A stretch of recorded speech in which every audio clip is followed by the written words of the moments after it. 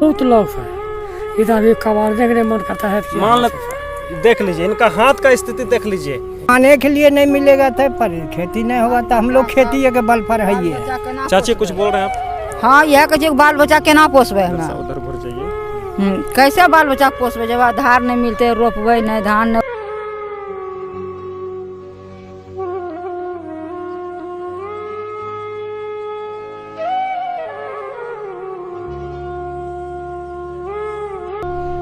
नमस्कार, आप देख रहे हैं SNP न्यूज़ इंडिया बिहार। मैं आपके साथ हूं श्याम। कहा तो जाता है कि पूरा बिहार में अकाल पड़ा है, लेकिन कुछ ऐसा जगह है जहां की सरकार का जो आंकड़ा है कि 6% रोपनी हुई है, ये सरकार का आंकड़ा बिल्कुल कहीं भी दूर दूर तक नज़र नहीं आ रहा है। अगर आप जिस जगह पे मैं हूँ, अभी मैं आपका लोकेशन मैं आपको बता दूँ। मैं मुंगेर ज़िला अंतर्गत हवेली खरपुर प्रखंड में मोहली बनौली दरियापुर का जो एरिया है, जो बहियार है, उसी जगह पे मैं हूँ। और इस बहियार का जो हम लोग का देहाती भाषा है, जिसको हम बहियार बोलते हैं, खेतिहर जो ज़मीन होता है, धान खेती होता है, यहाँ का जो ज़मीनी हकीकत है वो आप देखिए। मैं अपने सहयोगी सूरज को बोलता हूँ कि यहाँ का जो ज़मीनी हकीकत है उससे आपको रूबरू करावें। सूरज जी दिखाइए, दूर दूर तक दिखाइए, कहीं भी जो सरकार का आंकड़ा है। आप वीडियो में बने रहिए, मैं आपको जो ज़मीनी हकीकत है मैं आप सभी को रूबरू करा रहा हूँ। जो ज़मीनी हकीकत देखिए आप, कहीं भी दूर दूर तक 6% का, यहाँ तो लगता है कि 2% भी रोपनी नहीं हुआ है। यहाँ कुछ किसान भी हैं, मैं उन सभी से आपसे रूबरू कराऊंगा। और यहाँ का जो हकीकत है, जो सरकार का आंकड़ा जो मतलब फैल होता नज़र आ रहा है, पता नहीं सरकार तक कौन कौन आंकड़े पहुंचाते हैं कि 6% रोपनी हुई है। समझ में नहीं आता कि कौन ऐसे अधिकारी हैं, पढ़े लिखे हैं भी नहीं हैं, ज़मीन पर आते हैं कि नहीं आते हैं, समझ में नहीं आता है। किसान उदास हैं, पता नहीं ये बादल, अगर ऊपर की बात करें तो सूरज जी ऊपर दिखाइए ज़रा सा, देख लीजिए। जिस तरह लगता है कि जो चैत वैसा का मौसम होता है ना, उस तरह मौसम है, बिल्कुल साफ और क्लीन मौसम में चांद चमकते हुए। और मैं अपने सहयोगी सूरज को बोलूँगा कि चांद को भी ज़रा सा दिखाइए, इस सावन भादों के मौसम में किस तरह से चांद दिखाई दे रहे हैं, और ये बादल किसान से क्यों उठ गए हैं। मुझे कहीं न कहीं इसके ऊपर विचार करने की ज़रूरत है। अब ये महसूस किया जा रहा है कि जो भी खेत के मोटे मोटे मेड़ हैं, उस पर भी वृक्ष लगाने की ज़रूरत है। अगर हम वृक्ष नहीं लगाते हैं, दिन प्रतिदिन जिस तरह से वृक्ष को काटा जा रहा है, कहीं न कहीं उसका ही ये परिणाम है, जो कि ये बादल, ये मौसम हमसे रूठ गया है। यहाँ कुछ किसान भी हैं, मैं चाहूँगा आपसे रूबरू कराने के लिए। कुछ कर रहे हैं, लेकिन इनको ये पता नहीं है कि कल बारिश होगा या नहीं होगा।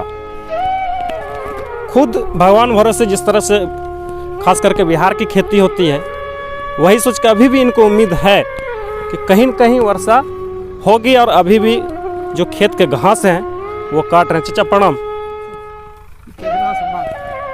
ये बात जेते दूर दूर तक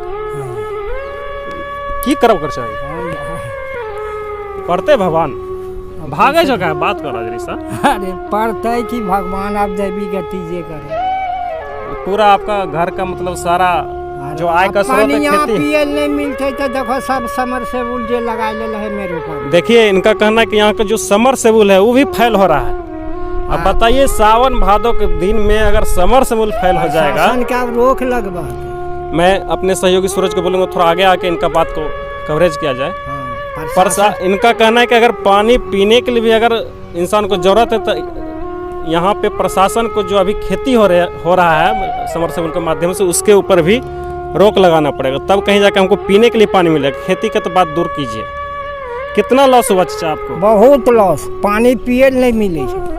खेती में कितना लॉस हुआ? अगर मान लेते हैं खेती नहीं होगा तो आप क्या परिस्थिति होगा? हो पर खाने के लिए नहीं मिलेगा तो पर खेती नहीं होगा तो हम लोग खेती के बल पर है। चाची कुछ बोल रहे हैं आप? हाँ यह कहे बाल बच्चा केना पोसबे हमें उधर घुर जाइए। कैसे बाल बच्चा के पोसबे जब आधार नहीं मिलते रोपबे नहीं धान नहीं उपजते कुछ राशन नहीं मिले छे। घर में आय का और कोई दूसरा स्रोत अगर खेती नहीं होगा तो कैसे आपका पेट भरेगा?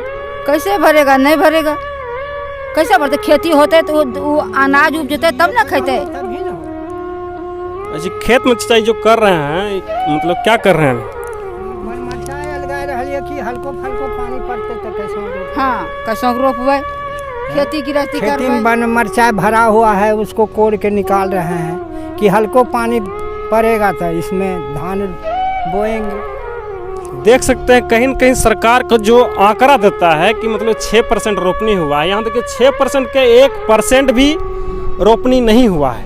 आखिर कौन आंकड़ा देता है? कौन ऐसे अधिकारी हैं आखिर जो सरकार को ये आंकड़ा पहुंचाता है कि पूरा बिहार में मतलब 6% रोपनी हुआ, पूरा मुंगेर जिला में 6% रोपनी हुआ है? कहीं न कहीं इसके ऊपर फिर से विचार करने की ज़रूरत है संपूर्ण क्षेत्र को अकाल घोषित करने का, ताकि जो सरकार का जो उचित मुआवजा है सभी किसानों तक पहुंच सके। चाची क्या चाहते हैं, अकाल घोषित किया जाए? हाँ हाँ हाँ मतलब कितना रुपए हमें तो अभी एक कोकन माने कुछ नहीं देख सकते, एक मतलब कि गोछी तक नहीं लिए हैं। अब बताइए कल के डेट में अगर धान नहीं होता है तो इनके ऊपर क्या बीतेगा? क्या बीतेगा? जो समरसेबुल चला रहा है वो 100 रुपया कट्ठा मांगता है, समझिए। हम गरीब आदमी कहाँ घर बेच के देंगे? क्या करेंगे? अब बताइए कितना समस्या है। प्रशासन इस पर रोक लगाया जाए समरसेबुल पर। हमारा बिहार में बहुत मोटर समरसेबुल अपना अपना रोप रहा है, गरीब लोग मर रहा है। कि सरकार के द्वारा कुछ मतलब आर्थिक सहायता दिया जा रहा है या नहीं दिया जा रहा है? प्रशासन के द्वारा आपको कुछ सूचित किया गया है, नहीं किया गया है? आइए मैं जान चाचा, प्रशासन के द्वारा कुछ सूचित किया गया है कि अकाल घोषित किया जाएगा तो कुछ मुआवजा वगैरह मिलेगा? प्रशासन के तभी सूचित नहीं, लेकिन प्रशासन इस पर रोक लगाया जाए समरसेबुल को। सब बिहार में जितना गांव में चल रहा है सोच सकते हैं किसान है अपना खेती की न चिंता करते हुए इनको चिंता है कि पीने वाला पानी कल के डेट में नहीं मिले। ये प्रशासन से मतलब कि मांग कर रहे हैं कि जो पीने का पानी है अगर भविष्य में हमको मिल सके, अच्छा से सुविधा से मिल सके तो अभी से समरसेबुल पर रोक लगाया जाए। बताइए किसान हो के अपना खेती की न चिंता करके पीने के पानी के लिए चिंता करें कि कल के डेट में सबको पीने के लिए पानी मिले। और सरकार के द्वारा कोई सहायता वगैरह चाहिए? सरकार सहायता हम लोग के देगा तब न भाई, सरकार है। अभी तक कुछ सूचना नहीं है, कुछ नहीं। अकाल घोषित नहीं किया गया है? नहीं। लोकल मुखिया से कोई संपर्क नहीं। देख लीजिए अभी तक कोई संपर्क नहीं है।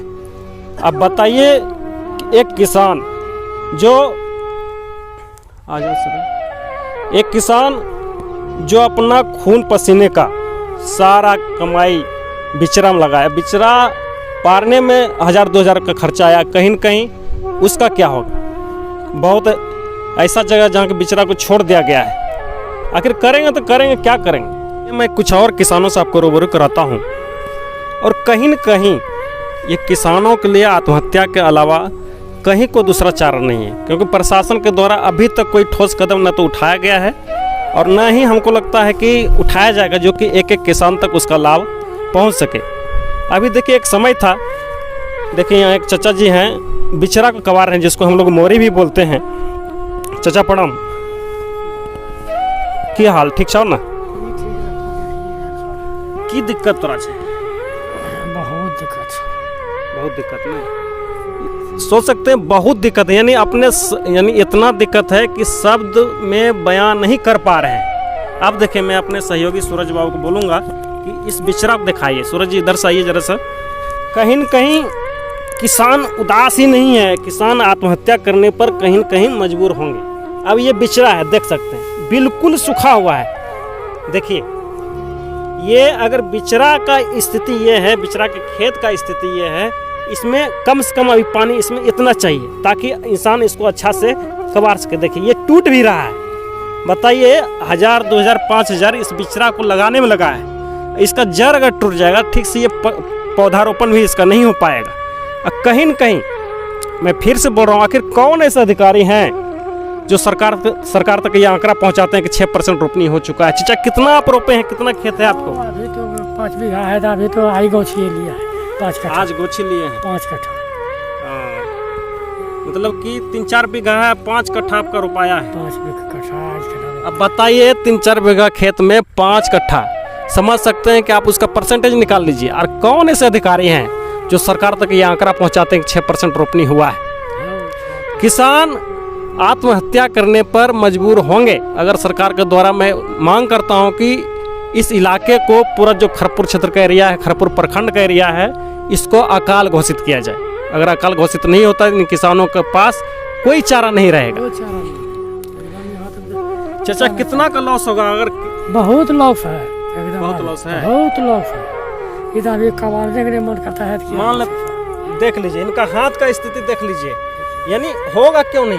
छप छप यानी जिस तरह पानी छप छप जिस तरह कबारा जाता है, 1-2 घंटा में पूरा खेत इंसान कबार देता है, किसान लोग कबार देते हैं। लेकिन इतना कबारने में, ये एरिया देख सकते हैं, मैं सूरज चाहूँगा कि नीचे वाला एरिया दिखाएं। इतना ये मतलब एक धूर से आधा धूर भी है, इतना कबारने में इनको कितना देर लगा चाचा? बहुत देर लग गया था, बहुत देर लग गया। प्लस वो क्या हाथ का स्थिति देखिए, टाइट है। आखिर क्या करेंगे? सोच रहे हैं किसी तरह कुछ न कुछ अगर रोपाया जाए तो अच्छा है। भूख का मामला है, पेट का मामला है।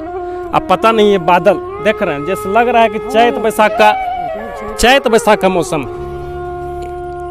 देख लीजिए, जो मैं स्थिति आपको बता रहा था, अब फिर से अगर मैं अपने सहयोगी सूरज बाबू को बोल दूँ तो आपको फिर से रूबरू में कराते हैं। देख लीजिए चारों तरफ, सूरज जी उधर दिखाइए जरा से, यानी मवेशी चर रहे हैं। जिस खेत में सावन का पूर्णिमा आते आते हरियाली रहती थी, धान कचरता था, यानी किसान अपने धान को देख के, अपने फसल को देख के कहीं न कहीं उनके अंदर एक उत्साह पैदा होता था कि इस बार पैदावार होगा तो हम ये चीज़ बेच के ये कर्जा उतारेंगे।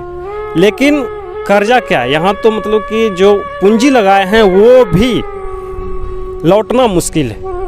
क्यों लौटना मुश्किल है? मैंने आपको दिखाया था कि बिचरा देखिए, यहाँ का भी स्थिति, मैं दूसरा खेत में अभी हूँ, यहाँ की भी स्थिति देखिए, ये बिल्कुल सूखा हुआ है।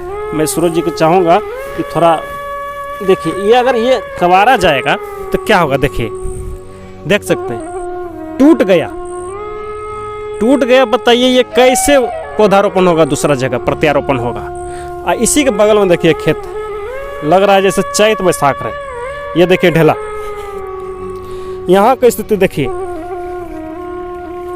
क्या है ये सावन है, सावन का पूर्णिमा, सावन भी खत्म होने वाला है। जिस खेत में अभी फसल का मतलब कि कचरता हरा भरा पूरा बहियार रहता, लेकिन उस जगह पर देखिए धूला उड़ रहा है। कौन सुनेगा इस किसान को? जरूरत है इस क्षेत्र को अकाल घोषित करने का। मैं आप लोगों से फिर एक नया वीडियो के साथ मिलूंगा, तब तक के लिए मैं आपसे विदा चाहता हूँ। नमस्कार।